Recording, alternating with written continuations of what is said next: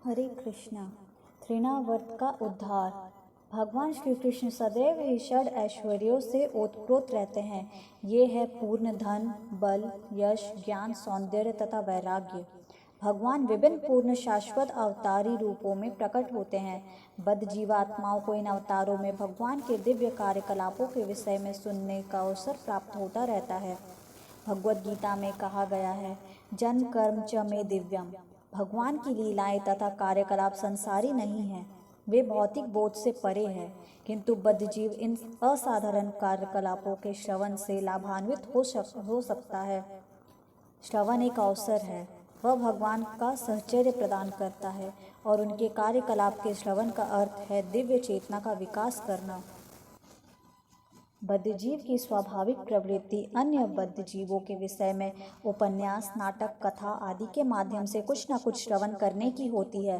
अन्यों के विषय में कुछ न कुछ श्रवण करने की इस प्रवृत्ति या अभिरुचि का उपयोग भगवान की लीलाओं के श्रवण करने में किया जा सकता है। तब मनुष्य तुरंत दिव्य प्रकृति की ओर विकास कर सकता है। कृष्ण की लीलाएं न केवल सुंदर है, अपितु वे मन को मोहने वाली है। यदि कोई भगवान की लीलाओं के श्रवण का लाभ उठाता है तो प्रकृति की दीर्घकालीन संगति के कारण मन में संचित होने वाली कल्मश धूलि को तुरंत ही धोया जा सकता है।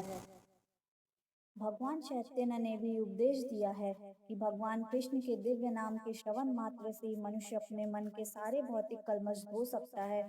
आत्म साक्षात्कार की विभिन्न विधियां हैं, किंतु जब बद्ध जीव इस भक्ति की विधि को, जिसका महत्वपूर्ण कार्य श्रवण करना है, अपनाता है, तो वो इसके द्वारा उसका भौतिक कल्मश स्वतः धुल जाता है और उसे अपनी स्वाभाविक स्थिति का बोध हो जाता है।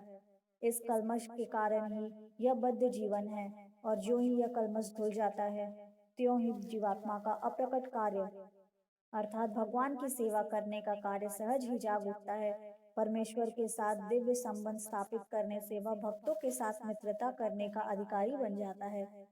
महाराज परीक्षित ने व्यवहारिक अनुभव से यह निर्दिष्ट किया है कि प्रत्येक व्यक्ति भगवान की दिव्य लीलाओं को सुनने का प्रयास करे। यह लीला पुरुषोत्तम भगवान कृष्ण नामक भाष्य इसी उद्देश्य से लिखा गया है, और पाठक को चाहिए कि मानव जीवन के चरम लक्ष्य की प्राप्ति के लिए इसका लाभ उठाए। भगवान अपनी अहेतु की कृपावश इस भौतिक जगत में अवतरित होते हैं और सामान्य पुरुष की भांति अपने कार्यकलापों का प्रदर्शन करते हैं। दुर्भाग्यवश शून्यवादी या नास्तिक लोग कृष्ण को अपने समान एक सामान्य व्यक्ति मानते हैं और इस तरह वे उनका उपहास करते हैं। भगवान ने स्वयं भगवद गीता में इसकी यह कहकर भर्त्सना की है, अवजानान्ति माम मूढ़ा। मूढ़ या पाखंडी कृष्ण को सामान्य व्यक्ति या मानव से थोड़ा बहुत अधिक शक्तिमान मनुष्य मानते हैं। दुर्भाग्यवश वे उन्हें श्री कृष्ण या श्री भगवान के रूप में स्वीकार नहीं कर पाते। कभी कभी ऐसे भाग्यहीन मनुष्य बिना किसी शास्त्रीय प्रमाण के अपने आप को कृष्ण का अवतार घोषित कर देते हैं। जब कृष्ण कुछ और बड़े हुए तो वे पलटने लगे। अब वे पीठ के बल ही नहीं लेटे रहते थे। यशोदा तथा नंद महाराज ने दूसरे उत्सव अर्थात कृष्ण की पहली वर्षगांठ मनाई। उन्होंने कृष्ण जन्म दिवस या जन्माष्टमी उत्सव का आयोजन किया, जो आज भी वैदिक सिद्धांतों के अनुयायियों द्वारा मनाया जाता है। भारत में सारे हिंदू जातिगत भेदभाव छोड़कर कृष्ण का जन्मदिन मनाते हैं। सारे ग्वालों और ग्वालिनों को इस हर्ष उत्सव में भाग लेने के लिए आमंत्रित किया गया। सुंदर वाद्य वृंद बज रहे थे, जिसे सुनकर एकत्रित लोग आनंदित हो रहे थे। सारे विद्वान ब्राह्मणों को आमंत्रण दिया गया और सबों ने आकर कृष्ण के मंगल के लिए वैदिक स्तुतियों का उच्चारण किया। स्तुतियों के उच्चारण तथा वाद्यों के बजते समय यशोदा माता ने कृष्ण को स्नान कराया। यह स्नान क्रिया अभिषेक कहलाती है और आज भी इसे वृंदावन के सारे मंदिरों में जन्माष्टमी दिवस के रूप में संपन्न किया जाता है। इस अवसर पर माता यशोदा ने प्रभुत अन्न राशि का वितरण किया और विद्वान पूज्य ब्राह्मणों को दान में देने के लिए स्वर्णाभूषणों से सज्जित उत्तम कौवे तैयार की गई।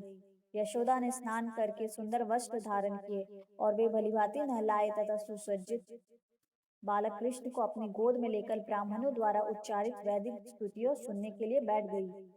वैदिक स्तुतियां सुनते सुनते कृष्ण को गहरी नींद लग गई। अतः माता चुपके से जाकर उन्हें बिस्तर पर लेटा आई। इस शुभ अवसर पर सारे मित्रों, संबंधियों तथा वृंदावन वासियों का स्वागत करने में व्यस्त रहने के कारण यशोदा जी बालक को दूध पिलाना भूल गई।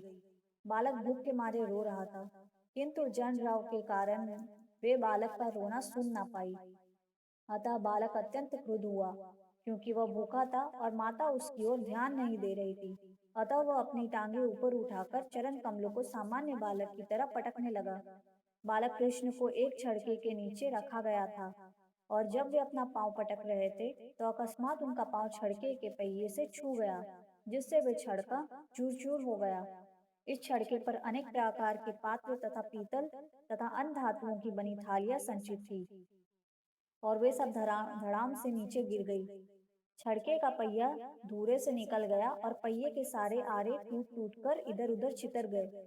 माता यशोदा तथा समस्त गोपियों एवं नंद महाराज तथा सारे ग्वाले आश्चर्यचकित थे कि यह छड़का किस तरह स्वतः टूट गया। इस पावन उत्सव में समागत सारे स्त्री तथा पुरुष छड़के के चारों ओर एकत्र हो गए और सुझाव देने लगे कि यह छड़का किस तरह टूटा होगा, किंतु कोई भी इसका कारण नहीं जान पाया।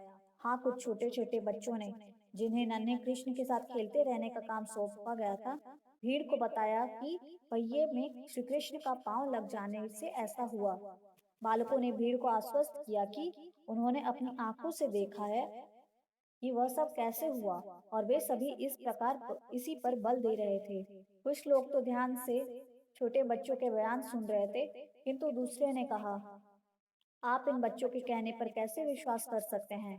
ग्वाले तथा ग्वालिना यह न जान पाई कि सर्वशक्तिमान भगवान वहां बाल रूप में लेटे हुए थे और वे कुछ भी करने में समर्थ थे। संभव तथा असंभव दोनों ही उनके वश में थे। जब इस तरह विवाद चल रहा था तो बालक कृष्ण रो पड़े। माता यशोदा ने बिना प्रतिवाद के बालक को अपनी गोद में उठा लिया और भूत प्रेत दूर करने के लिए वैदिक स्तुतियों का उच्चारण करने के लिए विद्वान ब्राह्मणों को बुलाया। साथ ही वे बच्चे को दूध भी पिलाती रही। यदि बालक अपनी माता का दूध ठीक से पीता है तो यह समझ जाता है कि बच्चे को कोई खतरा नहीं है। तत्पश्चात समस्त बलिष्ठ ग्वालों ने टूटे छड़के को ठीक किया और इधर उधर बिखरी वस्तुओं को पूर्ववत रख दिया। फिर ब्राह्मणों ने यज्ञ की अग्नि में घी, दही, कुश तथा जल की आहुतियां दी। उन्होंने बच्चे के मंगल के लिए श्री भगवान की पूजा की। वहां पर उपस्थित सारे ब्राह्मण सुपात्र थे, क्योंकि वे ईर्ष्याहीन थे। उन्होंने कभी असत्य भाषण नहीं किया था। वे घमंडी नहीं थे। वे सबके सब अहिंसावादी एवं प्रामाणिक थे। अतः ऐसा कोई कारण न था कि उनके आशीर्वाद व्यर्थ जाए। सुपात्र ब्राह्मणों के दृढ़ विश्वास के साथ नंद महाराज ने अपने पुत्र को गोद में लेकर विविध औषधियों से मिश्रित जल के द्वारा उससे स्नान कराया, और ब्राह्मणों ने ऋक, यजु तथा साम वेदों की स्तुतियां पढ़ी। कहा जाता है कि जब तक ब्राह्मण योग्य पात्र ना हो तब तक उसके वेदों के मंत्र नहीं पढ़ना चाहिए। यहाँ पर इसका प्रत्यक्ष प्रमाण है कि वे ब्राह्मण समस्त ब्रह्म लक्षणों से संपन्न थे। नंद महाराज को भी उन पर पूर्ण श्रद्धा थी। फलतः उन्हें वैदिक मंत्रोच्चार द्वारा अनुष्ठान करने की अनुमति प्रदान की गई। यद्यपि विभिन्न कार्यों के लिए भिन्न भिन्न प्रकार के यज्ञों का विधान है, किंतु सारे मंत्रों का उच्चारण सुपात्र ब्राह्मणों द्वारा ही होना चाहिए। चूंकि इस कली काल में ऐसे सुपात्र ब्राह्मण उपलब्ध नहीं है, अतः समस्त वैदिक यज्ञ अनुष्ठान वर्जित है। इसलिए श्री चैतन्य महाप्रभु ने इस युग के लिए केवल एक प्रकार के यज्ञ का संस्तुति की है, और वह संकीर्तन यज्ञ अर्थात हरे कृष्णा महामंत्र का जाप है। जब ब्राह्मणों ने वैदिक स्तुतियों का उच्चारण किया और दूसरी बार विधि विधान संपन्न कराया, तो नंद महाराज ने पुनः उन्हें प्रभुत अन्न तथा गौवें दान में दी। दान दी गई सारी गौवें सुनहरे गोटों वाले वस्त्रों से आभूषित थी। उनके खुर चांदी के पात्रों से मढ़े हुए थे। उनके सींग सुनहरे छल्लों से सजाए गए थे और उनके गलों में फूलों के हार पड़े थे। उन्होंने अपने सुंदर पुत्र के कल्याणार्थ अनेक गांवों का दान दिया और बदले में ब्राह्मणों ने हार्दिक आशीर्वाद दिया। ब्राह्मणों द्वारा प्रदत्त यह आशीर्वाद कभी निष्फल नहीं हो सकते थे। एक दिन इस उत्सव के तुरंत बाद जब माता यशोदा बालक को अपनी गोद में लेकर दुलार रही थी, तो बालक बहुत भारी लगने लगा और वे उनके उठाने में असमर्थ अनुभव करने लगी। अतः उन्होंने इच्छा ना होते हुए भी उसे जमीन पर बिठा दिया। थोड़ी देर बाद वे गृह कार्य में व्यस्त हो गई। उसी समय कंस का एक भृत्य, जिसका नाम तृणाव्रत था, कंस के आदेशानुसार बवंडर के रूप में वहां प्रकट हुआ। उसने बालक को अपने कंधे पर चढ़ा लिया और सारे वृंदावन के ऊपर एक भारी अंधड़ उत्पन्न कर दिया। फल फलस्वरूप सारे लोग की आंखें धूलों से भर गई और संपूर्ण वृंदावन क्षेत्र इतने गहन अंधकार से पूर्ण हो गया कि कोई किसी को देख नहीं सकता था। इस महान उत्पात के समय माता यशोदा को अपना बच्चा नहीं दिखाई पड़ा, क्योंकि उसे तो बवंडर उड़ा ले गया था। अतः वे करुणा करके रोने लगी। वे पृथ्वी पर उसी प्रकार गिर गिर पड़ी, जिस प्रकार बच्चा खो जाने पर गाय बेहोश हो जाती है। जब माता यशोदा इस तरह विलाप कर रही थी, तो सारी ग्वालिनें तुरंत वहां आ गई और बालक की खोज करने लगी। तुरंत वे बालक को नहीं पा सकी, अतः निराश हो उठी। तृणाव्रत दानव बालक कृष्ण को कंधे पर उठाकर आकाश में बहुत ऊपर चला गया था, किंतु बालक ने अपना इतना भार बढ़ा लिया कि सहसा वह और ऊपर नहीं जा सका। अतः दानव को अपना उत्पात बंद करना पड़ा।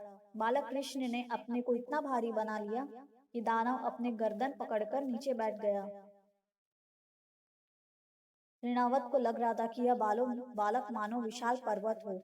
वह उसके चंगुल से निकलने का प्रयास करने लगा, किंतु ऐसा नहीं कर पाया। उसके नेत्र गोलक बाहर निकल आए। वह चित्कार करता हुआ वृंदावन की भूमि पर गिरकर मर गया। यह असुर शिवजी के बाणों से बिंधा त्रिपुरासुर के ही समान गिर पड़ा। वह पथरीली भूमि पर गिरा था, अतः उसके अंग प्रत्यंग क्षत विक्षत हो उठे। उसका शरीर समस्त वृंदावन वासियों को दिखाई देने लगे। जब गोपियों ने असुर को मरा हुआ तथा बालक कृष्ण को उसके शरीर पर ऊपर प्रसन्नता पूर्वक खेलते देखा, तो उन्होंने अत्यंत प्रेम पूर्वक उसे उठा लिया। सारे गोप तथा गोपिकाएं अपने प्राणप्रिय कृष्ण को पाकर अत्यंत प्रमुदित हुए। उस समय वह परस्पर बात करने लगी कि यह कितने आश्चर्य की बात है कि यह असुर इस बालक को खा जाने के लिए लेकर भागा था, किंतु ऐसा ना कर पाया। उल्टे वह गिरकर वहीं मर गया। उनमें से कुछ ने इस परिस्थिति के समर्थन में कहा, यह उचित ही हुआ, क्योंकि जो पापी होता है वह अपने पाप फल से मर जाते हैं। यह बालक पवित्र है, इसलिए सभी प्रकार की विपदाओं से बच सका है। हमने भी पूर्व जन्म में अवश्य ही महान यज्ञ किए होंगे, भगवान की पूजा की होगी, प्रभुत्व संपत्ति का दान किया होगा और जनता का उपकार किया होगा। ऐसे पुण्य कार्यों के फलस्वरूप ही यह बालक इस संकट से बच सका है। वहां पर संवेद गोपियां परस्पर कहने लगी, पूर्व जन्म में हमने कैसी तपस्या की होगी। हमने अवश्य भगवान की पूजा की होगी, विविध प्रकार के यज्ञ किए होंगे, दान दिए होंगे और वट वृक्ष लगाने एवं कुएं खुदाने जैसा जन कल्याणकारी कार्य संपन्न किए होंगे। जिन पुण्य कार्यों के परिणाम स्वरूप हमें इस बालक को वापस प्राप्त हो सका, अन्यथा वह मर चुका होता। अब वह अपने परिजनों को जीवन दान देने के लिए लौट आया है। ऐसी विचित्र घटनाएं देख देख कर नंद महाराज को वसुदेव के वचन पुनः पुनः याद आने लगे। इस घटना के बाद एक बार जब यशोदा अपने पुत्र को प्रेम पूर्वक स्तनपान करा रही थी और दुलार रही थी, तो उनके स्तनों से दुग्ध की धारा बह निकली। और जब उन्होंने अपनी उंगलियों से बालक का मुख खोला, तो अचानक उन्हें उसके मुख के भीतर सारा ब्रह्मांड दिखाई पड़ा। उन्होंने कृष्ण के मुख के भीतर नक्षत्रों सहित पूरा आकाश, चारों दिशाओं में तारे, सूर्य, चंद्र, अग्नि, वायु, समुद्र, द्वीप, पर्वत, नदियां, जंगल तथा सारे जड़ जंगम प्राणी दिखे।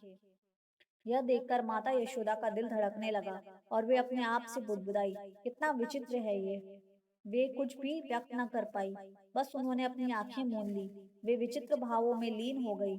कृष्ण द्वारा अपनी माँ की गोद में लेटे रहकर अपने विराट रूप का प्रदर्शन यह सिद्ध करता है कि भगवान सदैव भगवान होते हैं, चाहे वे माँ की गोद में लेटे हो या कुरुक्षेत्र की युद्ध भूमि में सारथी बने हो। इससे निर्विशेषवादियों का यह मनगढ़ंत विचार कि मनुष्य ध्यान या किसी कृत्रिम कर्म द्वारा भगवान बन सकता है, झूठा सिद्ध होता है। ईश्वर चाहे जिस भी दिशा में रहे, ईश्वर रहते हैं और जीव सदा परमेश्वर के अंश रूप है। वे कभी भी भगवान की अकल्पनीय अलौकिक शक्ति की बराबरी नहीं कर सकते। इस प्रकार लीला पुरुषोत्तम भगवान श्री कृष्ण के अंतर्गत ऋणावत का उद्धार नामक 7वें अध्याय का भक्ति वेदांत तात्पर्य पूर्ण हुआ। हरे कृष्णा।